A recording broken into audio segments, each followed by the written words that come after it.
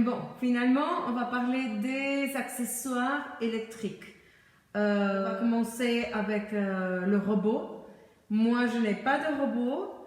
Chez moi, je ne l'utilise pas. Mais en général, en Europe, ils utilisent beaucoup un robot. Un robot, c'est un appareil où on met les aliments et ça les coupe, ça les râpe ou ça les fait purer.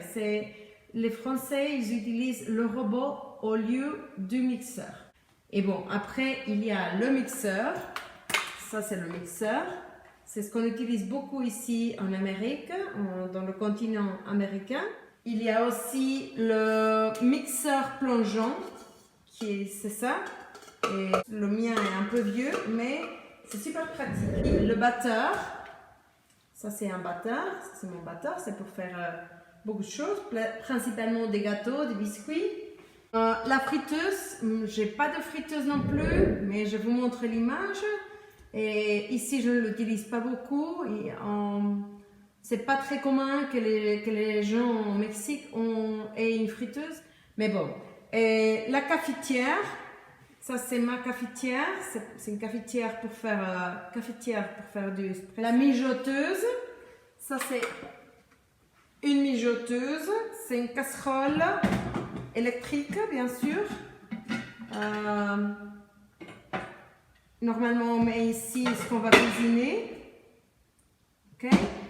Je sais pas, la barbacoa, les haricots rouges ou des choses qui prennent beaucoup de temps pour préparer.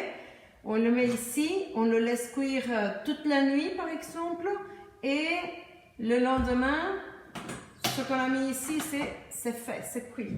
Ça, c'est le four à micro-ondes. Tout le monde le connaît bien. Il y a le grille-pain, j'en ai pas non plus. J'ai pas de grille-pain non plus, mais je vous montre l'image. Et la balance, qui est très pratique. Ça, c'est une balance. Si vous voyez, il y a indiqué les kilogrammes. On met le plateau avec ce qu'on va peser.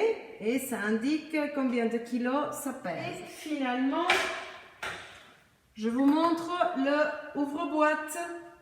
Ça, c'est un ouvre-boîte manuel, mais il y a aussi des ouvre-boîtes électriques. Et voilà, c'est tout pour aujourd'hui. Merci beaucoup. N'oubliez pas de compléter le vocabulaire sur le feuille que vous avez imprimé. Et à la prochaine. Merci.